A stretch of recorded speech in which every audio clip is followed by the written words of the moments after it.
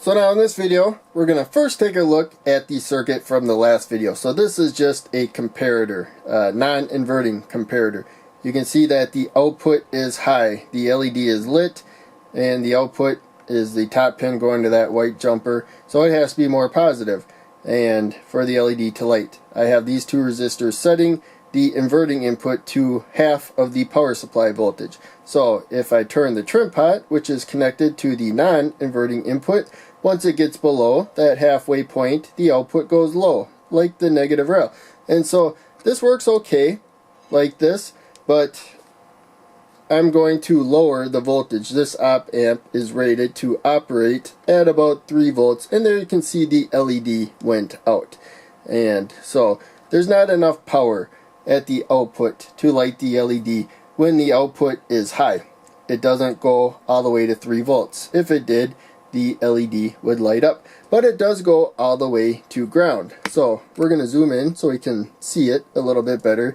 You can see those two resistors, positive and negative rail there. They go to pin number 2, the inverting input. That goes to the non-inverting input. So you can see a little bit better there. Let's see if I can shuffle them a little bit more, because we're going to take this resistor. It's a 220 ohm resistor, and we're going to put it to the positive rail. So last video I was using 470. We're using lower voltages, so 220 will be okay. Now I'm just moving this up long lead the anode to the resistor because it goes towards the more positive side. Short lead the cathode to the output. And so now it should be off because the trim pot is set higher than halfway, and so the output is high. If I turn this lower, now the output is low, we got positive there, the LED will turn on, and we got less current going right now. And so we could use a lower value resistor. We'll pop that out and grab a 100 ohm resistor right there, and we got a little bit more current right there. So we're dealing with low power, we got some losses and whatnot, but in any case, this works fine if you're okay with the signal being low when the load is being powered, and the signal being high when the load is not being powered.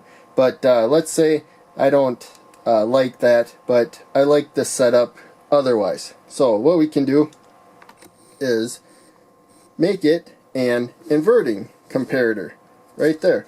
And so it's basically the same setup, except for everything is opposite. So normally the output, an LED, if you light an LED, it will go towards the more negative side of the power supply, which is ground in this case. This is a single supply, and so now the load is going from the output towards the more positive side. So we got to make sure the anode is towards the positive side, cathode towards the negative side. And we got a 220 ohm resistor. I swapped it with the 100, so the exact value of resistor doesn't matter as long as you're protecting things. And the LED is plenty protected. If the LED is plenty protected, everything else is probably plenty protective. So we could even go lower.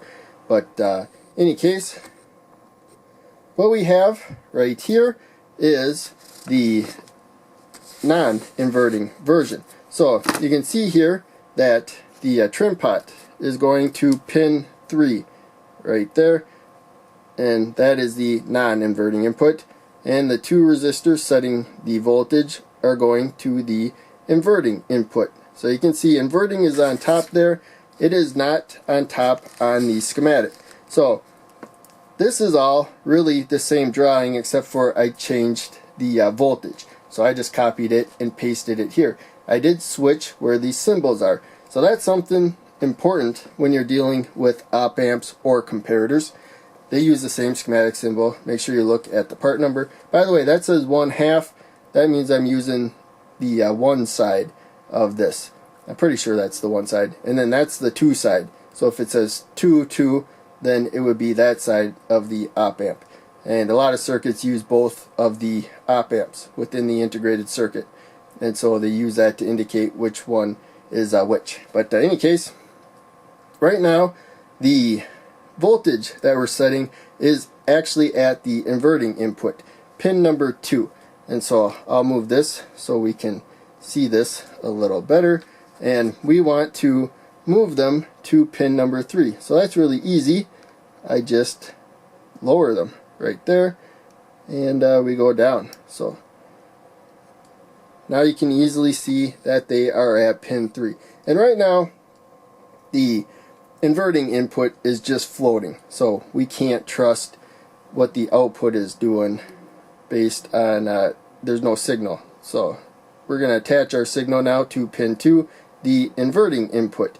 And so you can see the trim pot is more positive, the LED is on. Let's turn it more negative, and the LED turns off. So that was our original situation, that when the trim pot was more negative, the LED was off. When the trim pot was more positive, the LED was on. But the way that the LED is being powered is the opposite now. So it's on because the output is basically connected to the negative rail. So it's not a perfect connection, and so we got some power losses. That's one reason why the LED's not near as bright. And so in any case, we probably got, we could take the voltage measurements later, but this video I'm just going to make it simple. And we did voltage measurements in the last video. But in any case, we could use a lower value resistor. We're not getting a lot of power. We're not dealing with a lot of power here. But the main takeaway is, right now, the input is a higher signal than the voltage that we set. And so what we did was invert what the output does. The signal is higher, and so the output is low. If we make the signal low, then the output is high. We know it's high because this is towards the positive side of the circuit, and then so is the output, as high as it can go. But in any case, it's making it so the LED is not lit up. We have high on both ends. It'll only light up if we have both on each end. And to get it low right there, we have to get our signal high with the inverting comparator. So in any case, hopefully that all made sense. Thanks for watching.